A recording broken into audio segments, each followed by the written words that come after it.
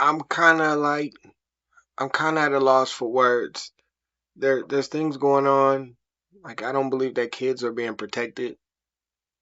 There was in Fresno there was somebody running for a government position that had a assault background and was running for councilman, I believe. Well, I believe Fresno deserves leaders that are honest from the very beginning, not the end. So going into this, I am putting my life out there. Upfront about his status as a registered sex offender, Rene Campos is not running from his past as he runs for office. Which I'm not sure how it's legal. I mean, I didn't know you could have a real criminal record and still run for office. I've been given the chance to rehabilitate through the courts and back into the system. Charged with being in possession of child sex abuse material back in 2018, the Fresno native says he pled no contest to a misdemeanor charge.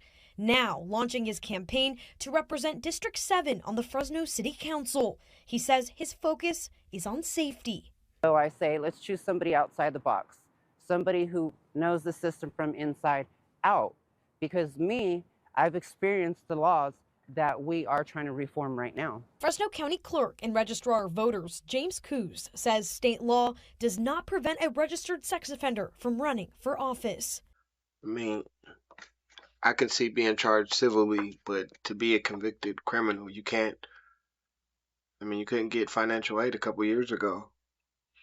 I don't know. So the state of California was trying to pass a bill that would prevent registered convicted sex offenders from being able to run for office and make laws in that state. Unfortunately, it is the state of California, and they failed to pass that law. Largely due to this dude, Scott Wiener, who gave some gross speech about how this was some sort of violation of their human rights. This is potentially a very dangerous road we're going down, to say that minor crimes are going to ban you for life for running for office. That we live in a democracy where people get to run for office. So, I was already kind of weirded out seeing these weird articles from Teen Vogue that was introducing concepts to young girls that I didn't think are appropriate. Then in California in the last 10 years, I've saw a lot of after school satanic programs, Satan clubs. That, like, I'm not making this up. Schaefer, we begin tonight in the Lehigh Valley, where a school district has become the first in the state to give approval to an after-school club sponsored by the Satanic Temple. The launch of a controversial club at a Memphis elementary school sparking protest and outrage tonight. Those opposed to the so-called after-school Satan Club gathered in front of Chimney Rock Elementary School in Cordova tonight. The after-school Satan Club. Did your kids have fun today? Oh yeah, they had a blast. They can't wait for the next one. It's sponsored by the Satanic Temple. The after-school program is popping up around the nation and in many schools that also give space to Christian groups. Last couple days, a town in Pennsylvania by the name of Hellertown has been making news headlines for a very strange reason. A Lehigh Valley middle school has introduced an after-school program that has left parents outraged. This middle school introduced an after-school Satan club that was sponsored by no other than the Satanic Temple. Not making it up. California, I'm going to read this with you. We're going to read this together. So California senators kill bill barring registered offenders from running from office. And I got this specific article is from KCRA. Registered offenders can continue running for public office in California after a panel of state senators killed a proposal that would have prohibited them from doing so. The state's Senate Elections Committee on Tuesday rejected a proposal, AB 2753, in a 2-1-2 vote. Democratic San Diego State Senator Sabrina Cervantes and Republican State Senator Stephen Coy voted yes. Democrat and a Republican. The committee's chair, Democrat San Francisco Senator Scott Wiener, voted no, while Democrats in Santa Ana State Senator Tom Umberg and El Segundo State Senator Ben Allen abstained from the vote. So you had two people that didn't vote, and you had two people that were for the ban, and you had another two that were against it, and the San Francisco mayor was against it. He supports registered offenders in office, government spaces, and in public spaces, which will still be around kids, which is weird.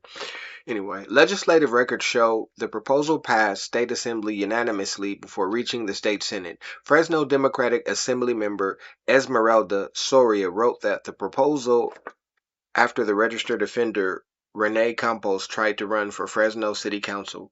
He pleaded no contest in 2018 to a misdemeanor charge of being in possession of children abusive material. Soria's proposal aimed to block anyone listed in California's three-tiered offender registration system from running from office. Tier 1 offenders remain in the registry for up to 10 years, Tier 2 for up to 20 years, and Tier 3 for life. Democratic State Senator Scott Wiener, chairman of the Senate Elections Committee, expressed concern about the bill's broad scope. Wiener said he would only support the measure and allow it to move forward if it applied exclusively to Tier 3 offenders. Soria declined to accept the amendment and the bill failed. I'm extremely disappointed and I feel like I'm still trying to process what we just saw, Soria said after the vote. She says, I think the fight still continues. I made a promise to my community, she said. We'll continue to make sure it's loud and clear to ensure no registered offenders are able to run or get elected in the state or local office. When asked why she refused to accept the committee's amendment, Soria said all offenses in each tier should disqualify anyone from holding public office. Tier 1, for example, includes child molestation and enticing a child into street work. Tier 2 includes incest and other things with minors. Lawmakers in the same committee advanced a separate bill, AB 2961, which prohibits individuals convicted of sex felony blacks crimes from running from office, but primarily if the victims are adults. Committee watered down the bill, allowing a convicted felon of child crimes and other grotesque crimes to run for positions like school board, city council, or state legislature.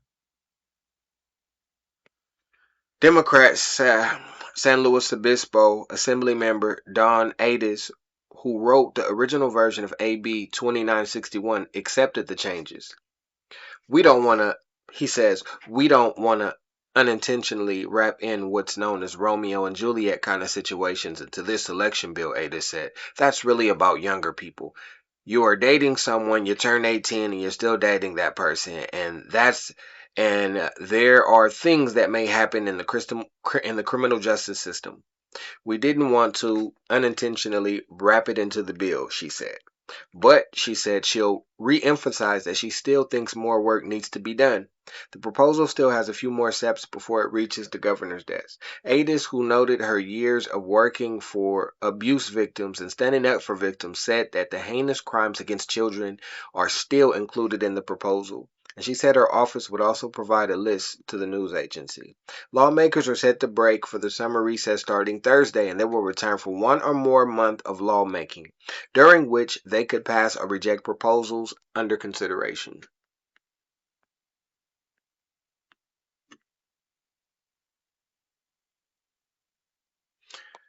I don't agree with it. At this point, it seems like they're doing more to protect actual criminals and people that hurt children than to keep the children safe and to make sure that the children are prepared for a future that has no jobs, has no job security for them, has no industry security, or at this point doesn't even look like they'll ever be able to own a house. At the very least, we can keep them safe away from people that are on the registry. I think it's ridiculous.